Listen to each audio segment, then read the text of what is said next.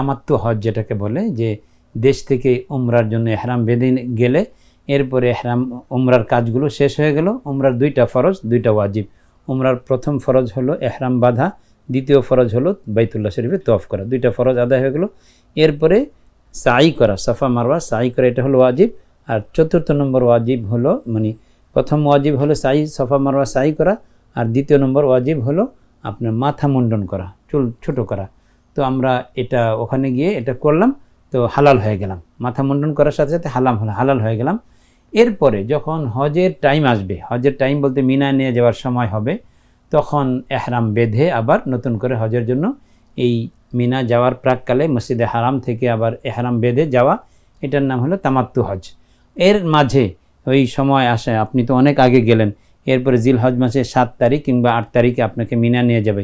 এই টাইমটা শুধু কাবা শরীফ, বাইতুল্লাহ শরীফে গিয়ে জিয়ারত করা, তোয়াফ করা, এবং মাঝে মধ্যে বিভিন্ন মসজিদে আয়েশা বা আপনার ওই যে জিয়ারানা যে মিকাত আছে সেখান থেকে এহরাম বেঁধে আসা আর উমরা করা, এছাড়া তেমন কোনো কাজ থাকে না। তো আলহামদুলিল্লাহ প্রথমে আমরা উমরা শেষ করে হালাল হয়ে গিয়েছিলাম। এরপরে মাঝে মাঝে গিয়ে আপনার মসজিদে আয়েশা থেকে, এবং কখনো জিয়ারানা যেটাকে উমরা কাবির বলে, একটু দূর আছে, তো সেই জায়গা থেকে এহরাম বেঁধে আবার উমরা করেছি।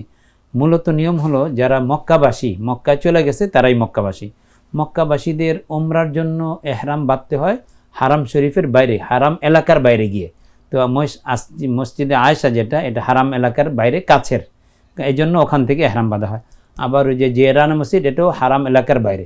তো মক্কাবাসী কিংবা মক্কা যারা অবস্থান করছে তারা এহরাম উমরার জন্য বাঁধতে গেলে হারামের বাইরে যেতে হবে, ওই জায়গা 2টা হারামের বাইরে, এই জন্য ওখান থেকে বাঁধা হয়।